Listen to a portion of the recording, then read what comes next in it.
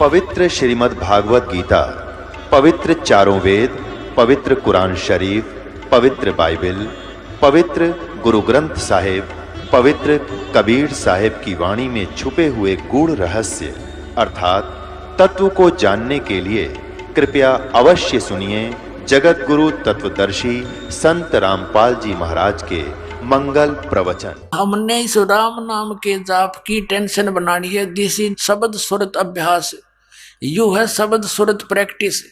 ये हठ योग करके कमरे में बैठ के कान बंद करके 2.5 घंटे बैठे, ये नहीं है शब्द सुरत। यानी जो मंत्र गुरु जी ने दिया है वो अक्षर है, वो शब्द है, और उस शब्द के ऊपर ध्यान रखे तो के जाप करे है। तो ये है सुरत और शब्द का अभ्यास, इसको दृढ़ करना है ताकि मन ज्यादा से ज्यादा अभ्यास पर लगे। तो और वो ध्यान जो उसका हमारा मेडिटेशन क्या है, परमात्मा का चिंतन करते रहना भी एक ये ध्यान है, मेडिटेशन है। जैसे आप किसी काम में लग रहे हो, आजकल तो मानसिक काम घना हो गया, क्योंकि काल न तो ये खूटा ठोकना था। पहले शारीरिक काम होते थे, मानसिक काम तो कुछ लोग होते थे जो छोटे मोटे अफसर होते एक आध, बाकी सब अपना शारीरिक काम करते थे। किसान खेत का मजदूर अपना काम करता था। यानी इस प्रकार वो काम करते करते आप सिमरण कर सकते हो। हाली हल जोतता है, जैसे हाली बीज धुन और पंथी से बतरावे, ता में खंड पड़े नहीं, ऐसे ध्यान लगावे। तो इस प्रकार हमारा मेडिटेशन जो है ये सहज समाधि बोलते हैं इसको। सहज समाधि, चलते फिरते उठते फिर चलते मालिक को भूल ना पड़े, उसमें ध्यान लगा रहे, ये हमारा सिंपल मेडिटेशन संत मते का है। तो ये ध्यान यज्ञ, यानी घर जाते हो वहां भी मालिक की याद, वापस आने के लिए कई दिन पहले आप चेष्टा करते हो, अपने काम को सेटिंग करते हो, वो भी भगवान के चरणों में ध्यान है। और किसी को समझाने चलते हो तो मालिक में ध्यान। तो ये हमारा मेडिटेशन। तो यहाँ आने वाले को रह रहकर भगवान की याद दिलाई जाती है। आप सत्संग भी सुनते हो, रह रहकर भगवान के गुणों का आपको ध्यान भी आ रहा है। एक यज्ञ धर्म की, दूसरी यज्ञ ध्यान, और तीसरी यज्ञ हवन की। यहाँ पर हवन यज्ञ चलता है। जितने भी पाठ होते हैं वो, और साथ में अन्य कुछ ज्योति जलाई जाती है, उतनी ही ज्योतियाँ। यहाँ पर लगभग 5-6 क्विंटल, कई बार कम भी हो जाते हैं, ज़्यादा भी हो जाते हैं, इतना क्विंटल गाय और भैंस के देसी घी का हवन होता है 15वें दिन। तो ये हवन जो है लकड़ी से करने की अपेक्षा वेदों में भी स्पष्ट किया है कि ज्योति यज्ञ लिखा वेदों में। ये लकड़ गेर का बठबाड़ का हवन करना वेदों में नहीं लिखा। इन्होंने वेदों की आड़ में सारी उल्टी पढ़ाई पढ़ा रखी अपने को। वेदों में ज्योति यज्ञ बताया। ज्योति यज्ञ क्या होता है, एक जोत लगाओ रुई की, 100 ग्राम रुई से आप जोत बना के 5 क्विंटल 6 क्विंटल हवन कर सकते हो घी। हम यहाँ करते हैं। और 5-6 क्विंटल हवन को उन दूसरे तरीके से करें तो कम से कम भी 20 किलो लकड़ी तो जरूर फूकनी पड़ेगी। 40 किलो वैसे फूकनी पड़ जा, तो उस 40 किलो लकड़ी ने फिर प्रदूषण फैलाया। और 100 ग्राम रुई का प्रदूषण, 140 किलो लकड़ी का प्रदूषण 100 गुना ज्यादा हो गया। तो जो परमात्मा ने विधि बताई, इन नकलियों ने उसके विपरीत हमें समझा दिया, सारा उल्टा दृढ़ कर दिया। तो हम ऐसा जोत करते हैं। और पहले हमारे पूर्वज, पहले आपने देखा होगा घर घर में जोत जला करती। अब ये अमर जोत जलानी है खड़ी। पहले हम ऐसी जलाते थे, वो देवताओं की होती थी। तो जैसा भी था हवन तो करते थे, उससे लाभ तो होता ही था जो हवन यज्ञ का है। इन नकली पंथों ने, काल के दूतों ने, राधा स्वामी पंथ, दंदन सदगुरु पंथ, जय गुरुदेव पंथ, निरंकारी पंथ, और ये ब्रह्मा कुमारी पंथ, ये सारे बाल योगेश्वर, ये तेरे सारे सतपाल वाले पंथ, इन्होंने ये थोड़ा बहुत ये हवन का होता था लाभ, वो भी बंद करवा दिया इन्होंने ना। जोत नहीं लानी, अंदर जोत जलावाएंगे। अंदर जोत जला ली, उसे शिवदयाल ने बुकी में बैठा है वो भूत बन के, वो जला दी जोत। अब थोड़ा बहुत लाभ होता था वो भी बंद करवा दिया। अब कति नास्तिक बना दिए, भक्तिहीन बना दिए भगवान का नाम लेकर। तो ये काल के दूत थे, ये उसी का रोल कर रहे थे, महात्मा बुद्ध जैसा। और कुछ दिनों के बाद पुण्यात्मा जब दया ना करते परमात्मा, सारा विश्व नास्तिक हो जाता, भगवान का अस्तित्व खत्म हो जाता। अब पूरे विश्व आस्तिक होगा भगवान के वो देखोगे आप चमत्कार, इनके आंखें फटी रह जाएंगी वैज्ञानिकों की कि भगवान क्या कर सकता है। ये खक भी नहीं इनके पल्ले, और इन्होंने कोसों दूर कर दिया जीव को भगवान से, गॉड गिवन मटेरियल से, उसके ऊपर अनुसंधान करके हैं और डिस्कवरी करके ये बन गए नो के भगवान है ही नहीं। तो ये अज्ञानता के कारण ही हम दूर होते जा रहे थे। तो अब आपने जो दास बताना चाह रहा था, और फिर पांचवी यज्ञ है ध्यान की, एक यज्ञ है धर्म की, दूसरी यज्ञ है ध्यान, तीसरी यज्ञ हवन की, चौथी यज्ञ प्रणाम। संत मते में दंडवत प्रणाम है, राधा स्वामी में राधा स्वामी ऊपर न उठ की तरह मुंह करके धन धन सतगुरु तेरा ही आसरा। अरे नमन होना चाहिए, दंडवत प्रणाम होनी चाहिए। और ये नमस्ते चाली, नमस्ते नो करा करे, नमस्ते नो बरन थप्पड़ दिखावे है कि नमस्ते करे। नमस्ते का अर्थ ये होता है, नमस्ते ये मैं सिद्धांत न चलाई, नमस्ते नमस्ते करें, यो नमस्ते हुआ, नमस्ते नहीं हुआ करे, मैं तुझे नमन करता हूँ। और दंडवत प्रणाम होती है संतों की, इससे अहंकार नाश होता है। अहंकार के नाश हुए बिना भगवान नहीं मिल सकता। अहंकार का और भगवान का एक्सीडेंट है, ये कभी इकट्ठे नहीं रह सकते। जैसे रावण ने अभिमान किया, भक्ति भी करी, खख नहीं मिला उसको। विभीषण ने सत भक्ति की क्योंकि परमात्मा मुनिंदर नाम से आए थे, और विभीषण को वो राज्य भी प्राप्त हुआ।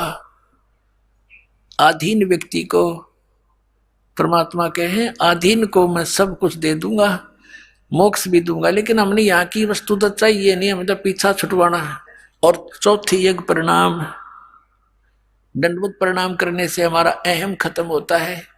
हम जीव हैं और हम अज्ञान के कारण अंडी पाए गए, अभिमान करते हैं, और थोड़ी सी ऊंच पोस्ट हो जा हमारी 100 पर सुई आ जाती है, इतना अभिमानी हो जाते हैं। थोड़ा सा धन हो जाए दूसरे को कुछ नहीं समझते, हम अपनी जीव संज्ञा को भूल जाते हैं। सत्संग से हमने अपनी औकात का ज्ञान होता है, हम जीव हैं। 1 मिनट में अधरंग मार दिया आदमी को, मुंह में का माखी पड़े और लकड़े न्यू पड़ा रहे मुंह करें, अब कहाँ गया हुआ अभिमान। तो हमने सबसे पहले अपनी इस मिट्टी को मिट्टी समझना है और दंडवत करनी है, ताकि भगवान निकटावे हमारे। और पांचवी यज्ञ है ज्ञान की, ये अध्यात्म ज्ञान है, आध्यात्मिक तत्व ज्ञान है। इसकी जानकारी से आपको पता चलता है कौन सी साधना करनी चाहिए, कौन सी ना करनी चाहिए। अब जैसे अध्यात्म ज्ञान से हमें ज्ञान होगा, जैसे गीता जी अध्याय नंबर 4 के श्लोक नंबर 34 में और 32 में कहा है कि वो तत्व ज्ञान के अंदर पूरी विस्तार के साथ अनुष्ठानों की जानकारी है जो परमात्मा ने स्वयं आकर बताई है। और फिर 33वें श्लोक में चौथे अध्याय के में कहा कि इस द्रव्य में यज्ञ से ज्ञान यज्ञ श्रेष्ठ है अर्जुन। और फिर आगे कहा कि चौथे अध्याय के 34वें श्लोक में कि उस तत्व ज्ञान को तू तत्वदर्शी संतों के पास जाकर समझ, उनको दंडोत प्रणाम करने से, कपट छोड़कर विनम्रता से प्रार्थना करने से वो तत्वदर्शी संत तुझे परमात्म तत्व की जानकारी देंगे। तो चौथे अध्याय के 33वें श्लोक में कहा कि ज्ञान यज्ञ उस द्रव्य में यज्ञ से श्रेष्ठ है। अब द्रव्य में कौन सी यज्ञ है? जो धन से होती है। धन से जैसे किधर भंडारा कर दिया गंगा के किनारे जाके, किधर कोई मंदिर का लटकटवा दिया, मंदिर बनवा दिया है, किधर कांबड़ बांट दिए। कहते हैं ठीक है, जैसे तुम करते हो उसका फल तो सबको मिले ही मिलेगा, जो भी कोई बुरा या अच्छा जैसा भी कर रहा है, ये तो नियम है। लेकिन ये यूजलेस है, क्योंकि शास्त्र विधि को त्याग कर जो मनमाना आचरण करते हुए व्यर्थ है। तो ज्ञान यज्ञ श्रेष्ठ है कि पहले ज्ञान सुने। अब अंधाधुंध किधर मंदिर बनवा दिया, किधर भंडारे कर दिए, किधर कांबड़ बांट दिए, इसकी बजाय पहले ज्ञान समझ और फिर तत्व ज्ञान की रोशनी में शास्त्र को दान धर्म कर। गुरु बिन माला फेरते, गुरु बिन देते दान, गुरु बिन दोनों निष्फल हैं, चाहे पूछो वेद पुराण। गुरु के बिना कोई भी दान आप करते हो व्यर्थ है। अपने आत्माओं, यहां पर पहले एक कंसेप्ट क्लियर करते हैं कि जैसे यज्ञ और फिर यज्ञों के साथ साथ वो यथार्थ मंत्र, ये कंप्लीट कोर्स है जन्म मृत्यु के रोग का नाश करने का, पूर्ण मोक्ष प्राप्त करने का।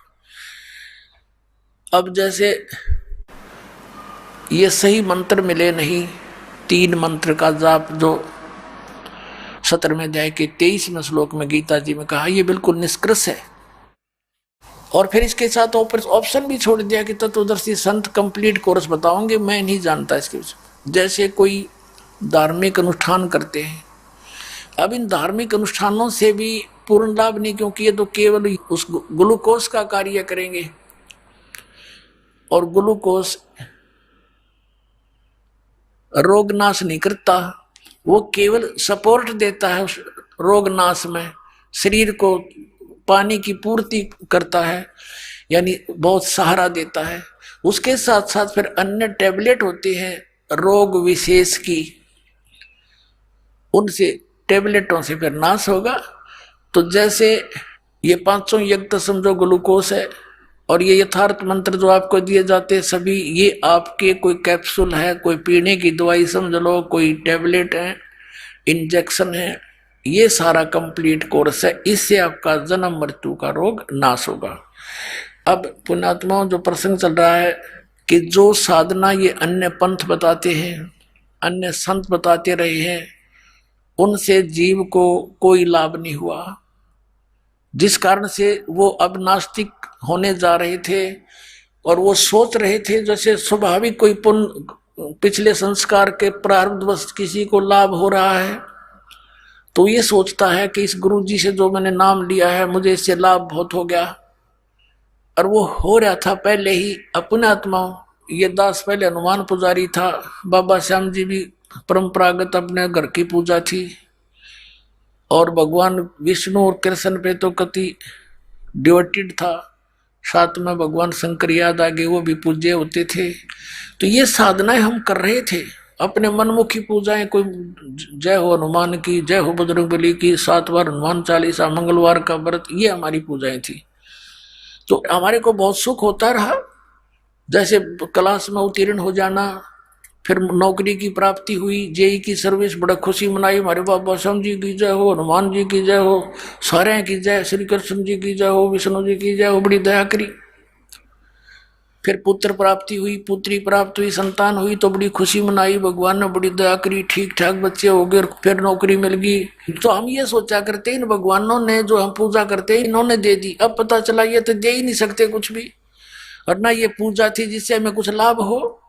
तो यही सती थी समझ लो इन राधा स्वामी पंथ, धन धन सतगुरु जय गुरुदेव वाले की, और राधा स्वामी निरंकारी, और ये ब्रह्मा कुमारी, और ये जितने भी है सबके, क्योंकि इनकी टेबलेट गलत है, इनकी औषधि गलत है, इसे रोग नाश हो ही नहीं सकता। तो डॉक्टर की औषधि को डॉक्टर बता सके गलत या ठीक, मरीज ने क्या पता। ये दास डॉक्टर है, और उनको भी तुम डॉक्टर मानते हो। अब मिलाओ इन कैप्सूलों को, वो तो जानते मारन के हैं, जहर खवा रहे तुम्हारे को, 500 नाम काल के जाप करवा रहे हैं। छोड़ो उनको, भागो परमात्मा के शरण में। बोलो सतगुरुदेव। परम पिता परमात्मा पूर्ण ब्रह्म सर्व सृष्टि रचनहार, कबीर देव कबीर परमेश्वर की असीम कृपा से आप जी ये सत्संग सुनने के लिए उपस्थित हुए। पुण्य भाग हैं उन प्राणियों के जिनको मानव शरीर प्राप्त है, उससे भी अधिक पुण्य उन पुण्यात्माओं के हैं जिनको सत्संग सुनने का सु अवसर प्राप्त होता है। परमात्मा कौन है, परमात्मा कैसे हैं, परमात्मा को कैसे पाया जाता है, परमात्मा के पाने के लिए प्रत्येक मानव प्रयत्नशील है। वह परमात्मा कैसा है, उसके अंदर ऐसी क्या विशेषता है जिसकी हम खोज कर रहे हैं। परमात्मा के अंदर ऐसी क्या विशेषता है, क्या खासियत है, जिसको खोजने के लिए हमने बहुत सारे तरीके भी अपनाए हैं। अधिकतर व्यक्ति तो सांसारिक सुविधाओं को बटोरने में ही सारा जीवन लगे रहते हैं, उन्हीं को उत्तम मानकर चिपके हैं। और कुछ एक पुण्यात्माओं ने राज तक को त्याग दिया। राजा को सर्व भौतिक सुविधाएं उपलब्ध होती हैं और उसने वो सब त्याग दी और फिर परमात्मा के पाने के लिए कठिन प्रयत्न किए, परिश्रम किए, साधनाएं की, रूखा सूखा भोजन खा करके परमात्मा के पाने के लिए वो प्रयत्नशील रहे। एक समय एक सिमली नाम की लड़की थी और वो किसी गुरु से उपदेशी थी, आस्था भगवान में गणी थी। और प्रारंभ से ही ये ऐसा रहा है कि जगत और भक्त का आपस में मतभेद बना रहा और जिस कारण से भक्तों को बहुत कठिन यातनाएं सहन करनी पड़ी। संसार की रीतियां, संसारिक जो परंपराएं हैं, वो यहां इस काल के जाल में रहने के लिए व्यवस्थित है, एक व्यवस्था है। और जो लोग परमात्मा से परिचित नहीं है वो इसी में, इन्हीं में व्यवस्थित है। उस लड़की की बहुत आस्था थी। नगर के बाहर एक साधु का आश्रम था। वो लड़की उस महात्मा को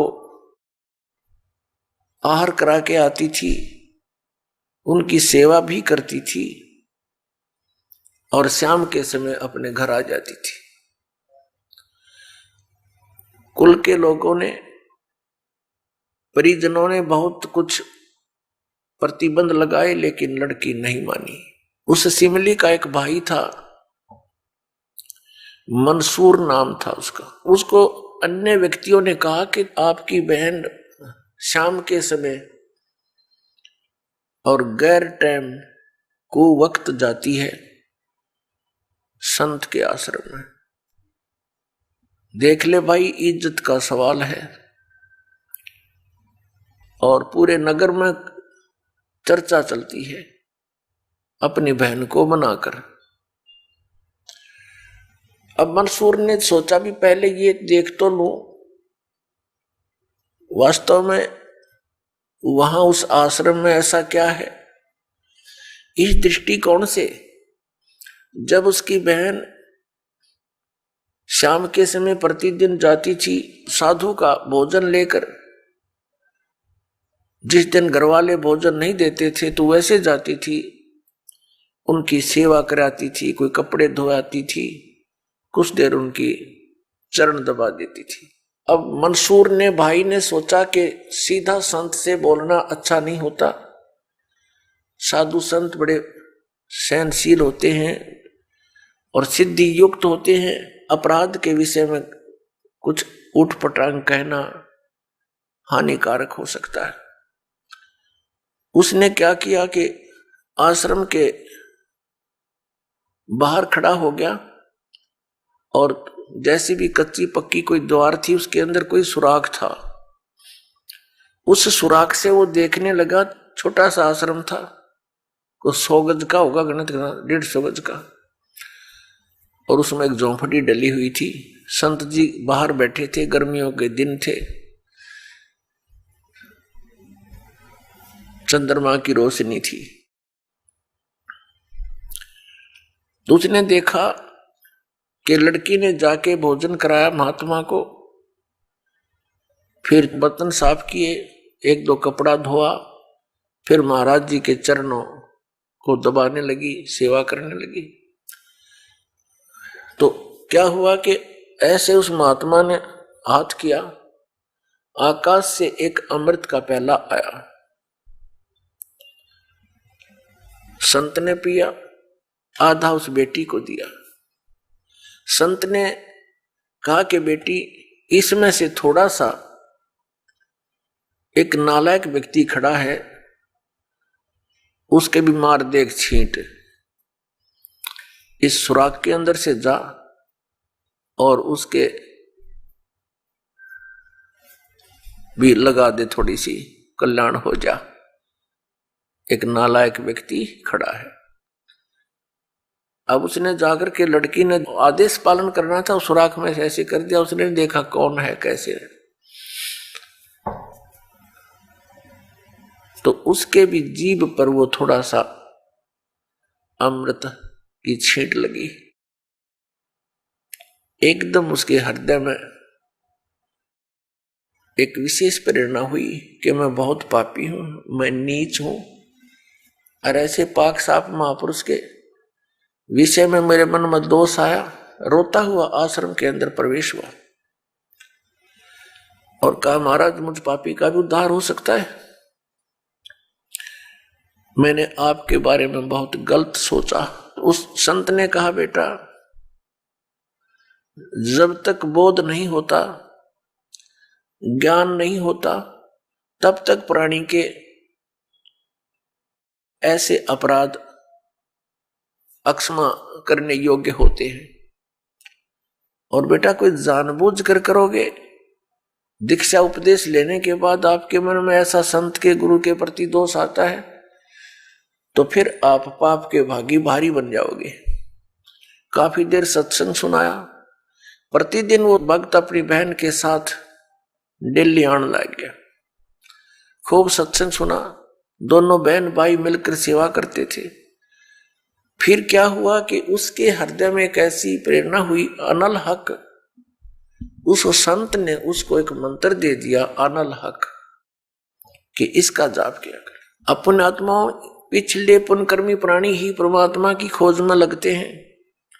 उनको ही इतना शीघ्र इन बातों का असर होता है, संत के वचनों का।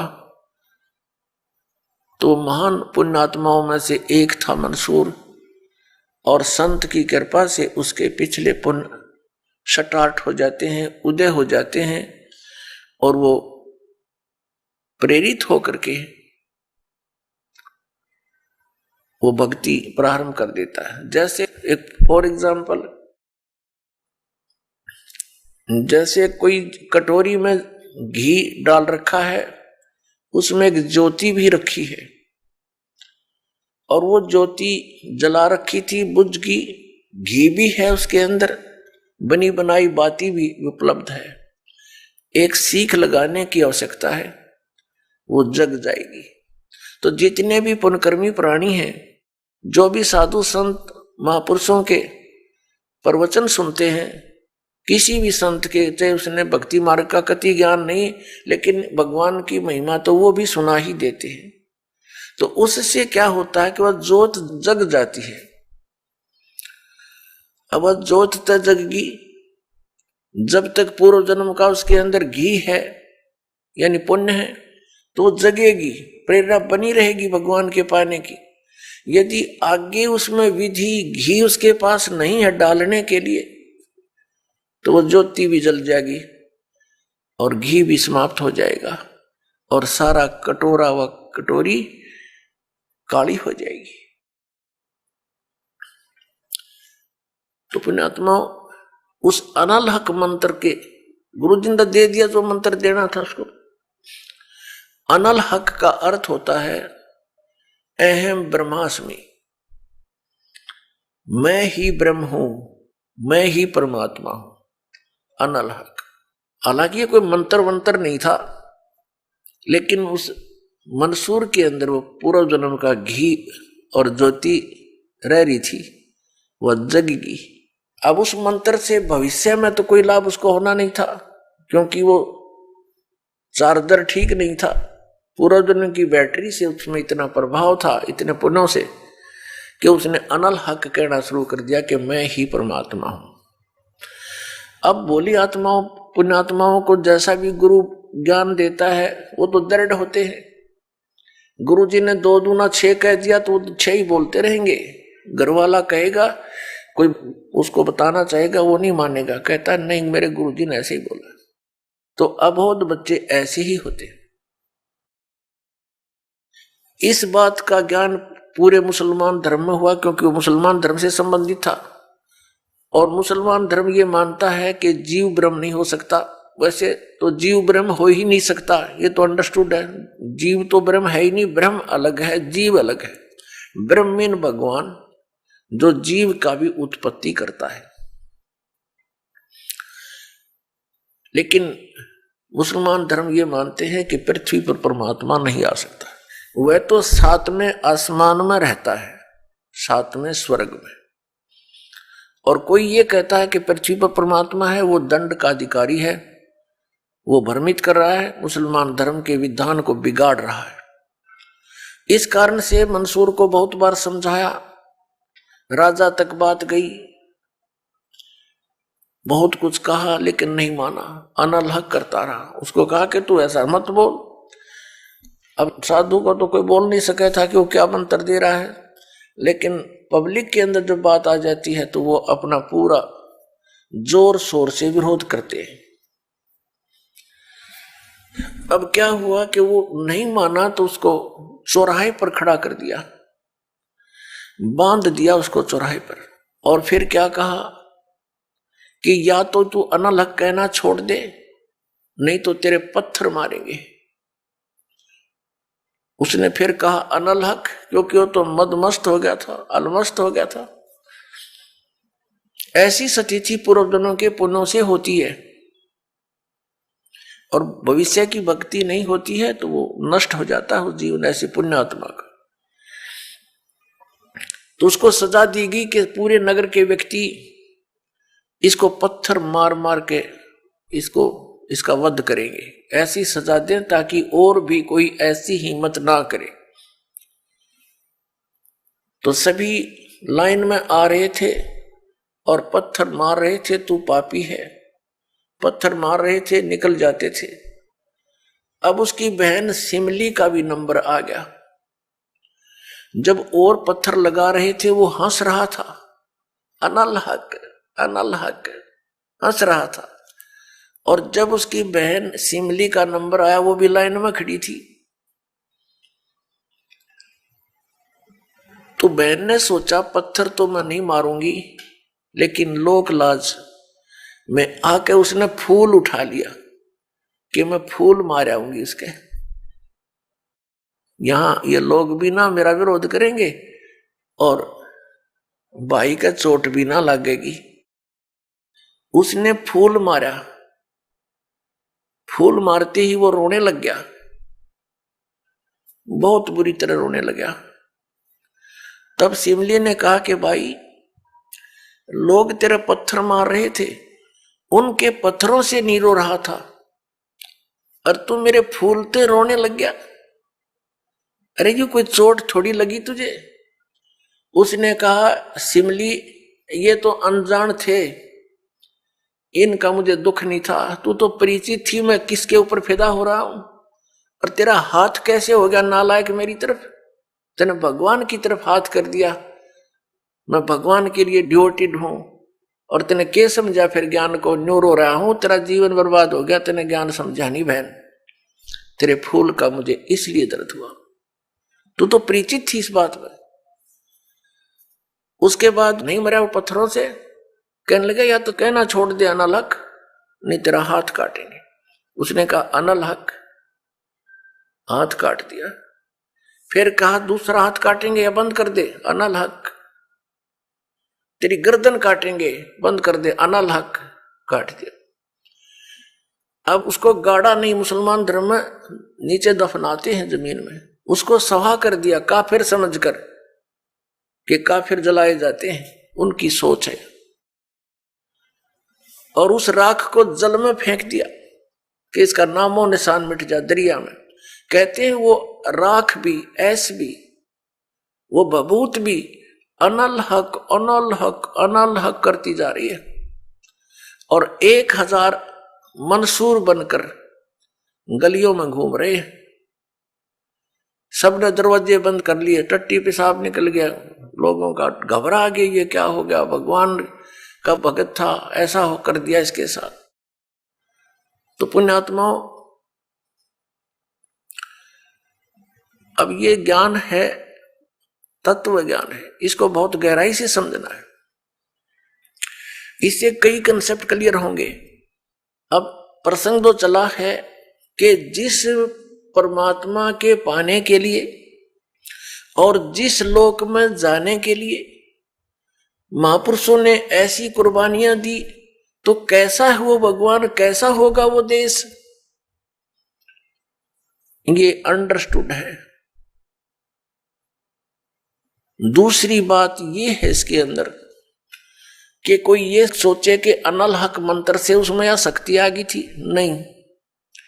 उस अनल हक मंत्र के जाप करने वाला पूरा गांव था, नगर था, आसपास के और भी बहुत लोग थे जो वैसे उपदेशी थे, आसपास के बहुत से उनके शिष्य थे, लेकिन वो गुप्त रखते थे, सामने किसी को बताते नहीं थे, लोक लाज के कारण।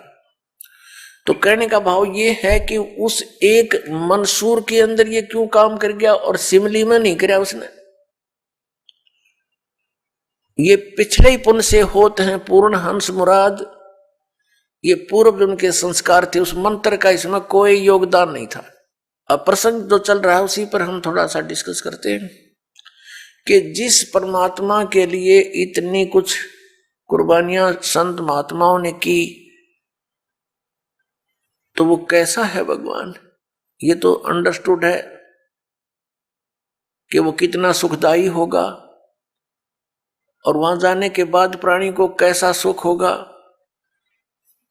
उसके लिए हम फिर कौन सी विधि अपनावें, कौन से ग्रंथ को सत्य माने, किस गुरु की बात पर विश्वास करें। कोई कुछ विधि बताता है, कोई कुछ विधि बताता है, और सभी कहते हैं तुम्हारा कल्याण होगा, तुम्हें मोक्ष प्राप्ति होगी। तो उसके लिए हमने ये जानने के लिए कि कौन सा मंत्र, कौन सी विधि है, वे ऑफ वर्शिप, जो यथार्थ है। अब जो भी संत कोई मंत्र देता है तो उसके उपासक उसको यही मान लेते हैं कि यही सही है। दूसरा बताता है नहीं ये मंत्र ठीक नहीं, ये विधि ठीक नहीं। तीसरा कहता नहीं ये हमारे गुरुजी ने ऐसे बताया है, ये सही है। इसका निर्णय कैसे हो? जैसे किसी अपराध के ऊपर कुछ अधिवक्ता, एडवोकेट आपस में डिस्कस करते हैं। एक कहता है इस अपराध के ऊपर ये धारा लगेगी, दूसरा कहता नहीं इसकी ये धारा बनती है, इसका ऑफेंस इस धारा के अंतर्गत है, तीसरा कहता नहीं इसके ऊपर ये अन्य धारा लगेगी। तो उन तीनों का फैसला कहां होगा कि कौन सी धारा के अंतर्गत ये ऑफेंस है?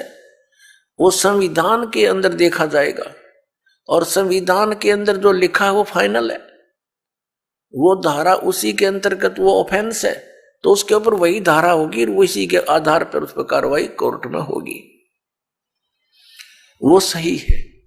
ठीक इसी प्रकार हमारे पवित्र जो शास्त्र हैं, सदग्रंथ है, ये सभी शास्त्र हैं जैसे पवित्र पांचों वेद, चार वेद तो ये वेल नोन है, ऋग्वेद, सामवेद, यजुर्वेद, अथर्ववेद। एक पांचवा वेद है, वो स्वयं परमेश्वर के द्वारा अपने मुख कमल से बोला जाता है। प्रत्येक युग में परमात्मा अपने उस तीसरे मुक्ति धाम से यानी सतलोक से चलकर आते हैं और अपने मुख कमल से उस यथार्थ ज्ञान पांचवें वेद को बोलते हैं। वो लिपिबद्ध कर लिया जाता है, वो पांचवा वेद होता है, वो कबीर वाणी है, वो परमेश्वर के मुख कमल से निकली सच्चिदानंद घन ब्रह्म की वाणी है।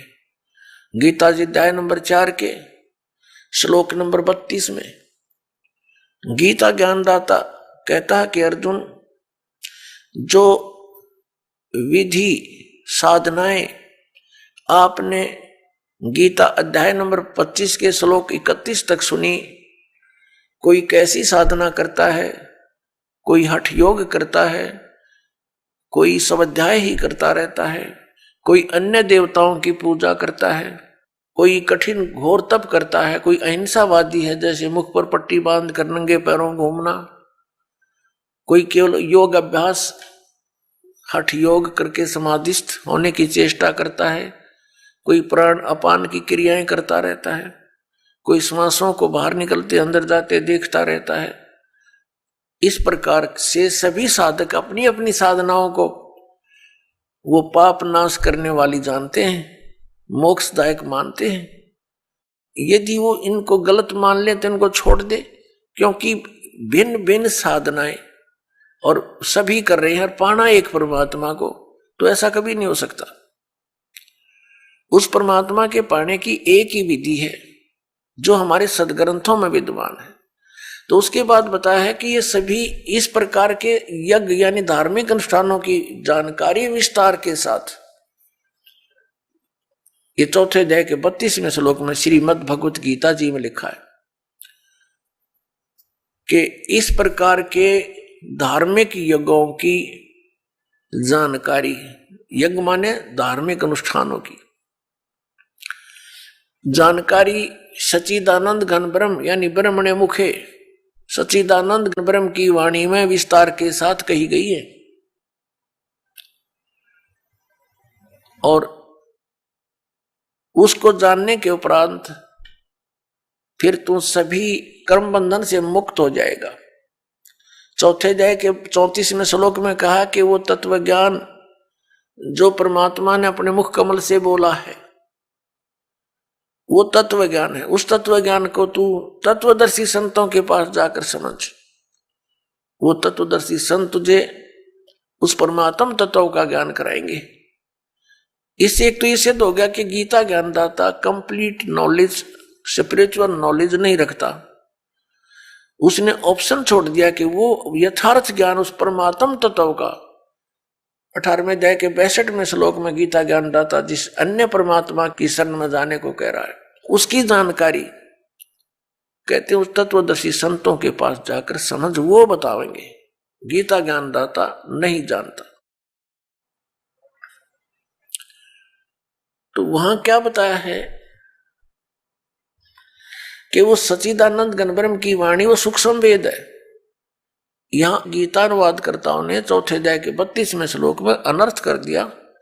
ब्रह्मणे मुखे एक शब्द है इसके अंदर मूल पाठ में, उन्होंने इसका अर्थ गलत कर दिया, वेद की वाणी लिख दिया।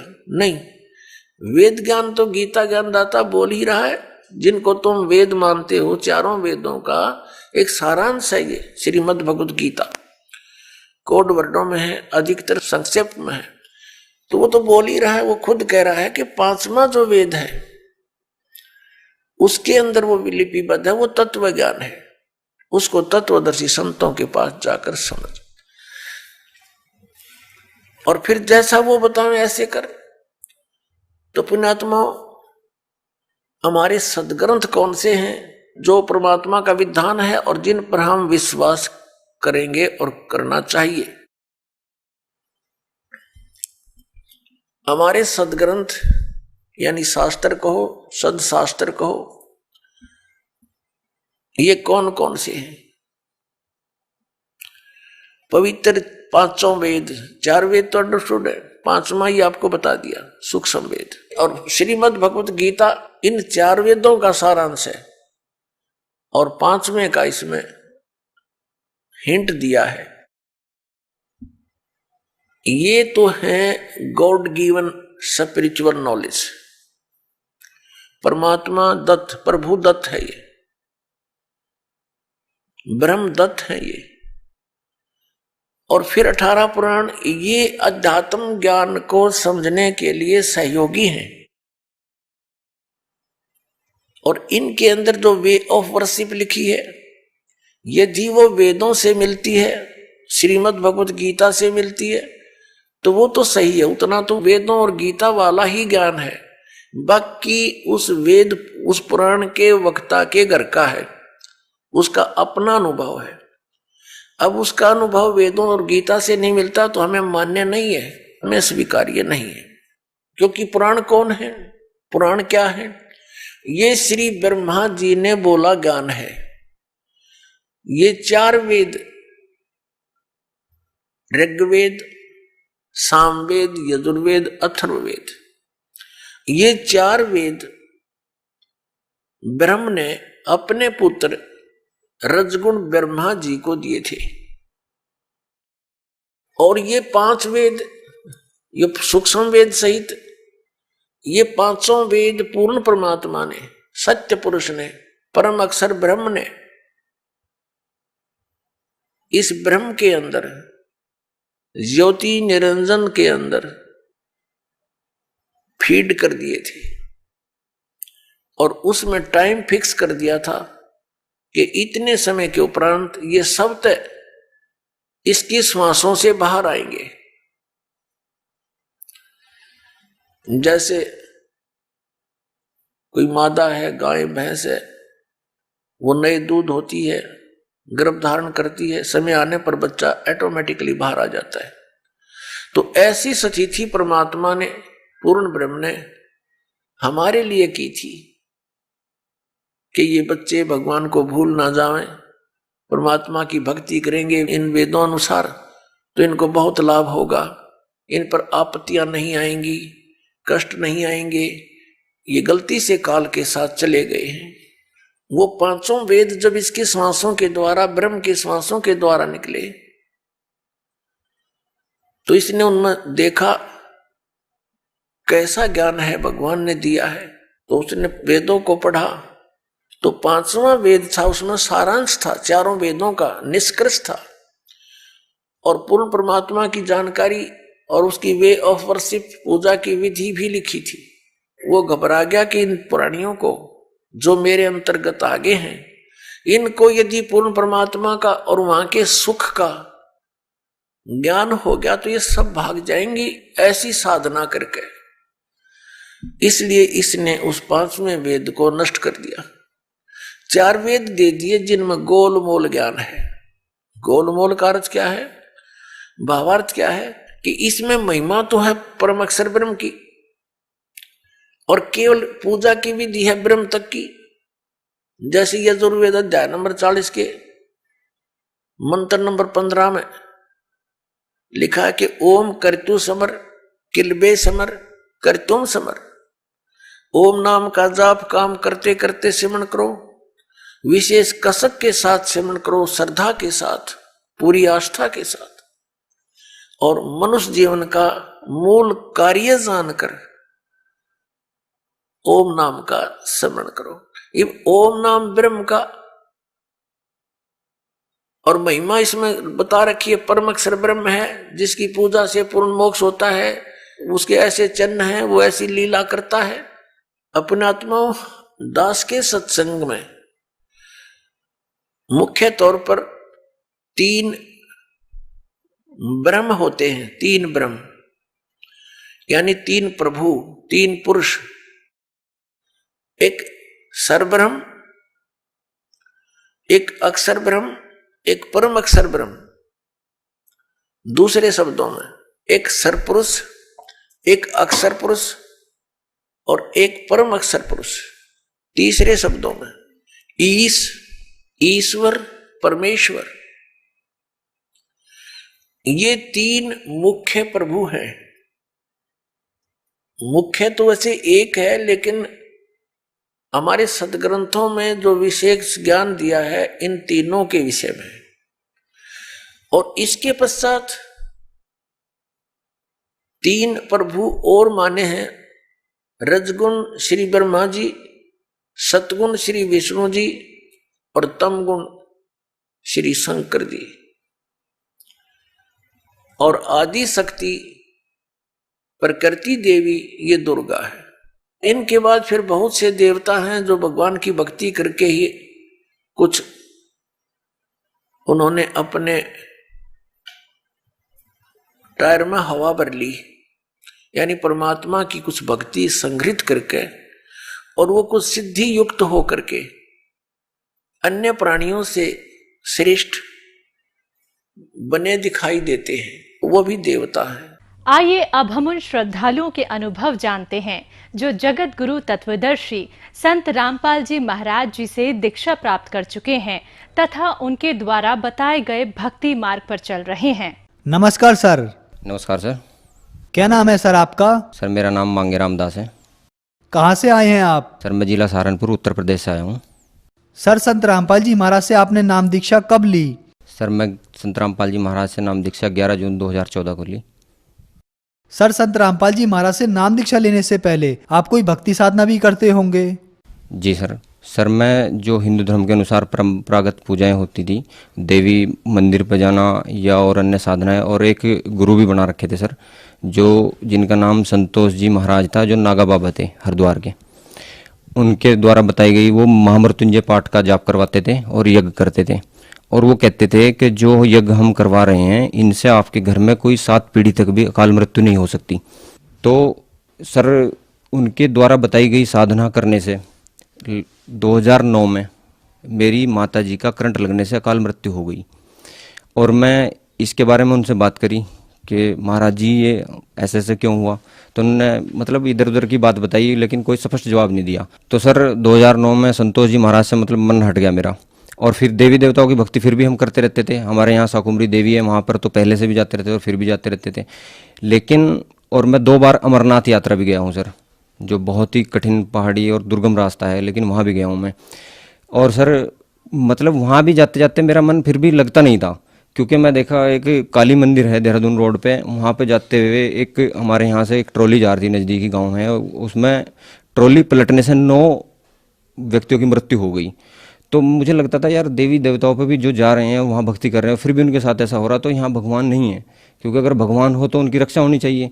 तो ये जो ऐसी बातें थी मुझे विचलित करती थी।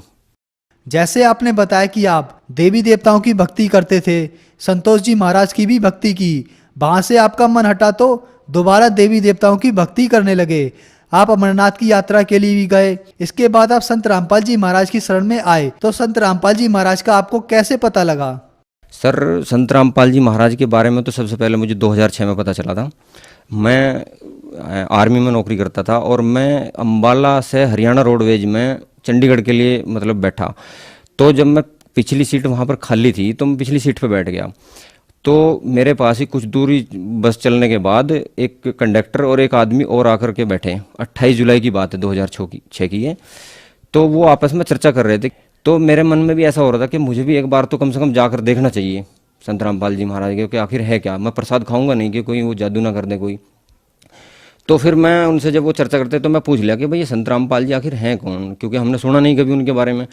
तो कहने लगे कि भाई ये हरियाणा में है, इनका बाहर कहीं प्रचार नहीं है, अभी हरियाणा में है। तो सर मैं चला गया, फिर तो ड्यूटी चला गया, और उसके बाद कोई पता नहीं। फिर 2011 के लगभग मेरे पर कुछ ऐसी आपत्तियाँ आनी शुरू हुई कि मैं बिल्कुल परेशान होता चला गया। मेरे पे मतलब ऐसा था कि जितना भी पैसा मैं कर रहा था वो लगभग पता ही नहीं चलता था, कुछ बीमारियां होनी शुरू हो गई। और 2013 में जब मैं पेंशन आया तो मुझे खुद इतनी भयंकर बीमारी हुई, निमोनिया हो गया, मेरा बचना तक मुश्किल हो गया। तो मैं ठीक हुआ तो फिर भगतमती थी, उसको डेंगू हो गया। फिर वो हॉस्पिटल में एडमिट किया, उन्होंने जवाब दे दिया कि जोली ग्रांट ले जाओ। फिर खैर तारावती हॉस्पिटल था, मैं वहाँ बात किया, उन्होंने कहा कि हाँ प्लेटलेट्स लग जाएंगी इसको और आप ले आओ। तो वहाँ जाकर के कई दिन एडमिट रहने के बाद उसकी जान बची। फिर मेरी 2 लड़कियां थी, क्योंकि बच्चे भी काफ़ी दिनों में हुए थे 11-12 साल बाद। तो जो छोटी लड़की थी, मैं लगभग भाई की 2 बच्चों की और अपने 2 बच्चों की जन्म कुंडलियाँ बनवाई थी। एक पंडित जी थे वहीं पर ऋषिकेश के, हमारे साथ ही थे, फौज में ड्यूटी पे। तो उन्होंने छोटे वाली लड़की के बारे में लगभग उनकी भविष्यवाणियाँ सटीक थी बिल्कुल, लेकिन उपाय कोई नहीं था उनके पास, केवल वो भविष्यवाणी करते थे। तो उन्होंने बताया था छोटी लड़की के बारे में, कुंडली में लिखा था कि भाई इसको जन्म से लेकर के 8 वर्ष तक ये गंभीर रोग से पीड़ित रहेगी। तो जो छोटे वाली लड़की थी, जब मैं पेंशन आया 12 में मतलब वो जन्म हुआ उसका, और 12 में ही पहले वो बीमार हो गई।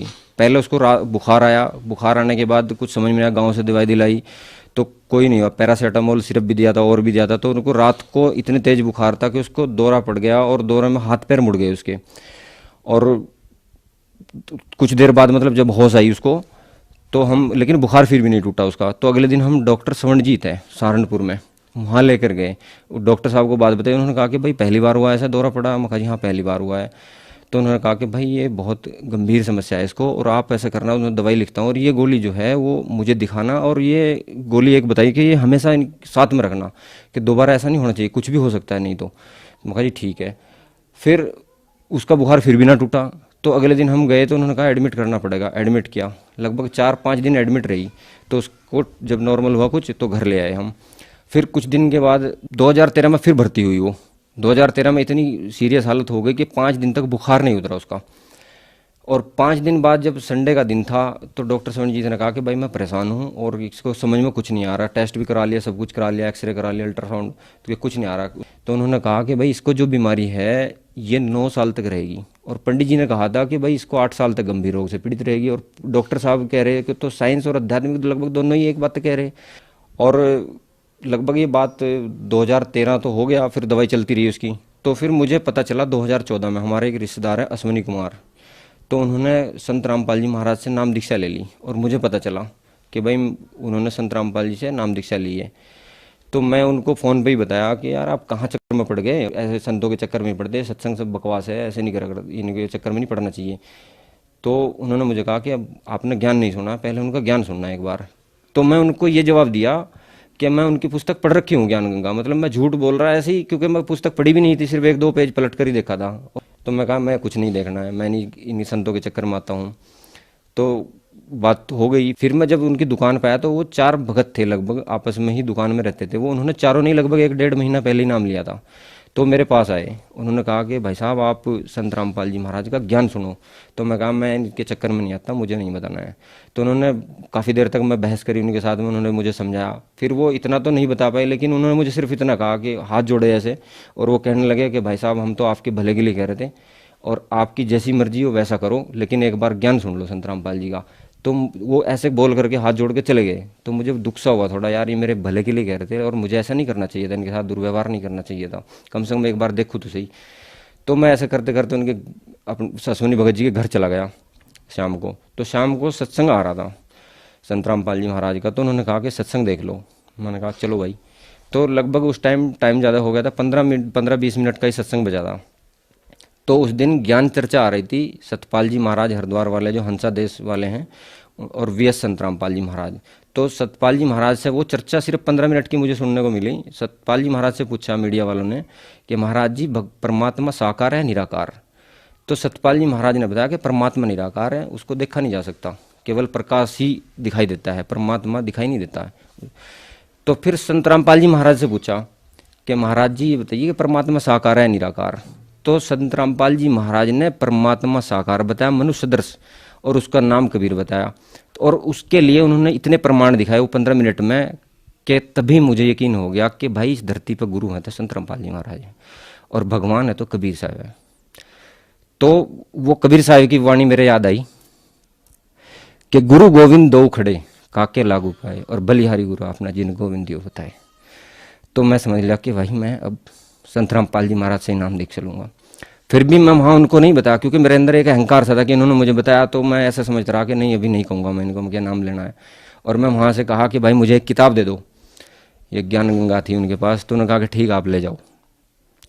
तो मैं वो पुस्तक लेकर के घर आ गया, और वो पुस्तक के 10-15 पेज पढ़े मैं, और 2-4 अगले दिन सत्संग देखा मैं, पूरा सत्संग देखा मैं 1 घंटे का। और वो सत्संग देखने के बाद मैं फ़ोन किया कि भाई मैं नाम दीक्षा लेना चाहता हूँ। उन्होंने कहा कि भाई पहले ज्ञान समझ लो, कि नहीं मैं ज्ञान समझ लिया और मैं नाम दीक्षा लेना चाहता हूँ, मैं मतलब रुकूंगा नहीं।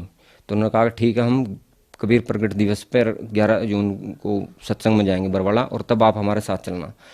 तो मैं कहा ठीक है। तो जब ये बात मेरी भगतमती को पता चली कि नाम दीक्षा लेंगे, तो उसने क्या अपने घर फ़ोन किया और मेरे ससुराल में बताया कि इनको रोक दो, अभी नाम ना लें, और ये सब 1 साल बाद ले लेंगे। तो उनका फ़ोन आया कि आप 1 साल बाद चले जाना, नाम लेना ही है तो, लेकिन अभी मत करो, ये जो मन्नतें मांग रखी ये सब पूरा कर लो पहले। मैं कहा नहीं मैं नहीं लूँगा, इसको जो करना है ये कर ले, मैं इसको नहीं बोलता, ये भी ज्ञान समझ ले अगर समझना है तो, लेकिन मैं नहीं रुकूँगा अभी बिल्कुल भी, मैं नाम लूँगा। तो मैं कहा कि भाई तू भी देखा कर सत्संग। तो उन्होंने 4-5 दिन सत्संग देखा, कहने लगी मैं भी चलूँगी। मैं कहा बहुत अच्छा है। तो फिर हम 11 जून 2014 में नाम लेने के लिए बरवाड़ा सत्संग गए, बरवाड़ा आश्रम हिसार अश्विनी भगत जी के साथ में। तो सर संत रामपाल जी महाराज से आपने 2014 में नाम दीक्षा ली, उससे पहले आप दुखों से घिरे हुए थे। संत रामपाल जी महाराज की शरण में आने के बाद क्या आपको कोई लाभ भी प्राप्त हुए? सर जैसा मैं बताया कि मैं बीमार था, भगतमती बीमार रही, और लड़की को तो पंडित जी ने भी जन्म कुंडली में लिखा हुआ था कि ये 8 वर्ष तक गंभीर रोग से पीड़ित रहेगी, और डॉक्टर साहब ने कह दिया कि ये 9 वर्ष तक बीमार रहेगी, इसको ऐसी बीमारी है, और इसको खाने पीने का बिल्कुल विशेष ध्यान रखना और दवाई हमेशा साथ रखना। तो सर मैं ये ज्ञान समझ करके गया था संत रामपाल जी महाराज के पास। मुझे बिल्कुल भी ये नहीं था कि मुझे कोई लाभ होगा या नहीं होगा, ये तो बाद की बात है, लेकिन मैं बिल्कुल ज्ञान समझ कर गया था कि इस धरती पर गुरु हैं तो संत रामपाल जी महाराज, क्योंकि आज तक तो कोई भगवान का ही निर्णय नहीं करके बताया कि कौन है भगवान। सब कहते हैं निराकार है, भगवान को देखा नहीं जा सकता, और संत रामपाल जी महाराज ने सैकड़ों प्रमाण दिखाए हैं कि परमात्मा साकार है, मनुष्य सदृश है, उसका नाम कबीर है। तो मैं भगवान कबीर है और गुरु संत रामपाल जी महाराज, ये समझ कर गया था। मुझे नहीं पता था कि मुझे लाभ होगा भी या नहीं भी होगा। तो जब मैं आश्रम गया, मुझे भगत जी ने भी कहा, सोनी भगत जी ने, कि भगत जी पहले आप सत्संग सुनना, उसके बाद नाम ले लेना। मैंने कहा जाते ही अंदर कि भाई मैं पहले नाम लूँगा, उसके बाद ही मैं जो भी सत्संग सुनना जो भी करूँगा, क्योंकि मैं सुन लिया। तो मैं नाम लिया सर, और उस दिन वो हमारी छोटी बच्ची जो थी, जो बीमार रहती थी, वो निप्पल से दूध पीती थी। तो सर उसका निप्पल अब कैसे भी वो घर पर छूट गया।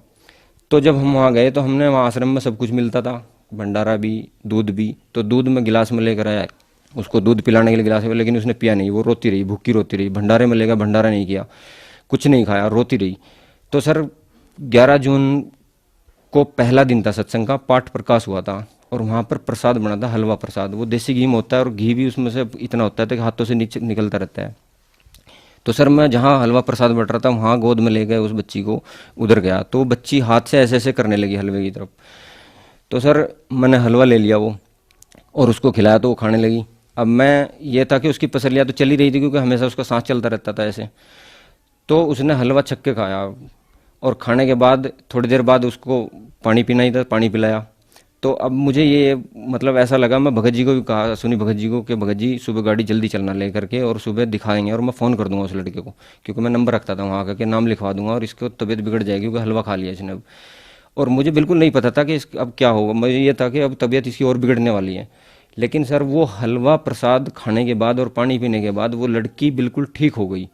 और सर जो डॉक्टर ने कहा था 9 साल तक बीमार रहेगी, और पंडित जी ने कहा था 8 साल तक बीमार रहेगी, तो वो लड़की वो हलवा प्रसाद खाने के बाद सर वो 11 जून 2014, और सर आज का दिन है, आज तक एक गोली भी डॉक्टर सवनजीत के यहाँ से नहीं ली, और वो बिल्कुल ठीक है सर। नाम लेने से पहले मई 2014 में मेरे बाईं तरफ जो बहुत ज़्यादा दर्द हुआ, जो पहले भी रहता था, लेकिन उस दिन बहुत ज़्यादा दर्द था। मैं एक शादी में गया हुआ था, तो मैं एक डॉक्टर के पास गया। वहाँ पर मैं उनको बताया कि डॉक्टर साहब ऐसे ऐसे है, पहले भी होता है, लेकिन आज बहुत ज़्यादा बेचैनी है मुझे। तो उन्होंने बताया कि भाई लक्षण जो हैं हार्ट के हैं, और आपको टेस्ट कराने पड़ेंगे। तो मैं कहा, उन्होंने 2 खुराक दी, मैं दवाई ली, मुझे कुछ आराम मिला। और अब मैं ये मतलब इसी उसमें था कि मैं अब टेस्ट कराने जाऊंगा, कब कराऊं, कहाँ कराऊं, यही सोच रहा था। तो तभी मुझे अश्विनी भगत जी ने वो ज्ञान के बारे में बताया, और मुझे संत रामपाल जी महाराज के ज्ञान के बारे में पता चला। मैं ज्ञान समझा, और जब 11 जून 2014 को मैं नाम लिया। और सर वो 11 जून 2014 को नाम लेने के बाद वो जो मेरी हार्ट की जो प्रॉब्लम थी, उसका तो पता भी नहीं चला, कि मुझे दर्द आज तक भी नहीं हुआ। और सर संत रामपाल जी महाराज से नाम लेने के बाद और भी आर्थिक लाभ बहुत हुए, और मेरे यहाँ 2 बेटियाँ थी। मुझे इच्छा किसी चीज़ की नहीं है सर, क्योंकि ज्ञान समझ लेने के बाद मुझे कोई हो नहीं, लेकिन परमात्मा कहते हैं कि ये तो सब यहाँ के लाभ तो रुंगा में मिलेंगे। तो एक बेटा भी संत रामपाल जी महाराज की दया से 2017 में हुआ। धन्यवाद सर। सत साहिब।